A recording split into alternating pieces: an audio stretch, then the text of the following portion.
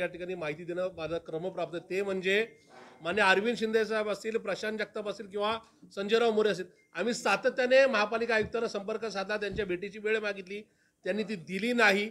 याच्यामध्ये कुठेतरी राज्यातल्या महायुती सरकारचा त्यांच्यावर दबाव आहे का की या ठिकाणी महाविकास आघाडीच्या घटकातल्या लोकांना भेटूनच द्यायचं नाही किंवा त्यांचं म्हणणंच ऐकायचं नाही, हे बरोबर नाही।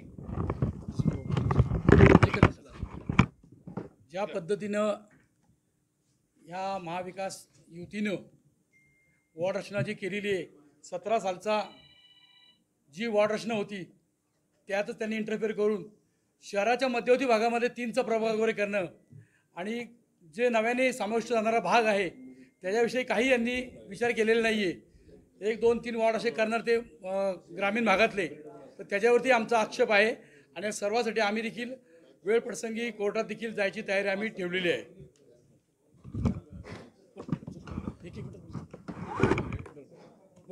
भारतीय जनता पार्टीचा रडीचा डाव या ठिकाणी चालू आहे।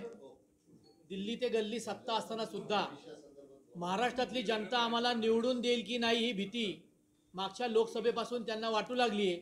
लोकसभेमध्ये त्यांना ट्रेलर दिसला म्हणून महाराष्ट्राच्या विधानसभेच्या निवडणुकीच्या अगोदर लाडकी बहीण योजना आणली आणि त्या लाडक्या बहिणीच्या योजनेच्या मागे लपून EVM मशीन मॅनेज केल्या आणि निवडून या सत्तेवर महाराष्ट्रात आले।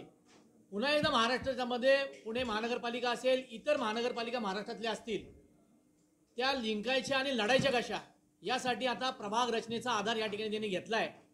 आत्ताच अरविंद शिंदे आणि प्रशांत दादा आणि आमच्या जनावांनी सांगितलं की प्रभाग रचनेची रचना करताना हम रस्ता, नदी, नाले, ओढे अशा प्रकारच्या सीमा आखल्या जातात, तिथून तो प्रभाग आखला जातो, कट होतो किंवा सुरुवात होती। पण असं न करता गल्ली बोळातनं प्रभाग कट करायचे, स्वतःला पाहिजे तसे आखून घ्यायचे। इतके वर्ष आपण महानगरपालिकेत सत्ता उपभोगताय, मग तुम्हाला निवडून येण्याची शाश्वती का नाही?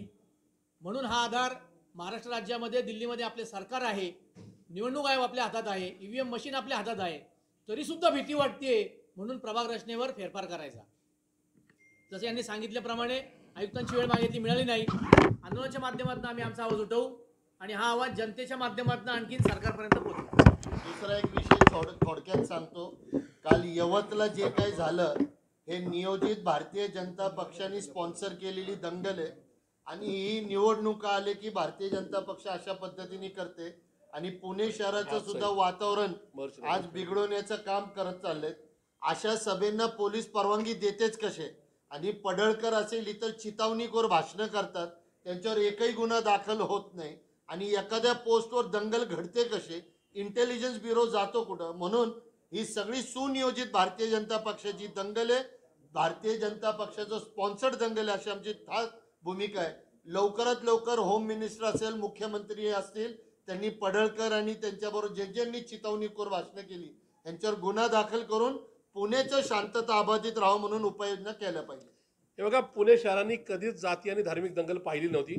दुर्दैवाने या ठिकाणी ज्या भाजपच्या आमदारांना आणि खासदारांना सातत्याने संधी या शहरातल्या नागरिकांनी दिली, ते आज या ठिकाणी हे शहर पेटवण्याचं कामकाज करतायत। त्यांच्या पेटवण्यामुळं या ठिकाणी ज्यांचं हातावर पोट आहे त्यांचे कामं सुटत आहेत आणि या शहरात येणारी गुंतवणूक सुद्धा पळून जाते। त्याच्यामुळे अशा म्हणजे मान्य अरविंदजी शिंदे साहेबांनी जे सांगितलं त्या मताशी मी सहमत आहे। जे आमदार अशा प्रकारे चुकीचं कामकाज करत असतील त्यांच्यावर अगदी वेळप्रसंगी तडीपारीची सुद्धा कारवाई ह्या महायुती सरकारने करावी, अन्यथा इथून पुढच्या काळामध्ये सर्वसामान्य पुणेकर या भाजपला महायुतीला माफ करणार नाही।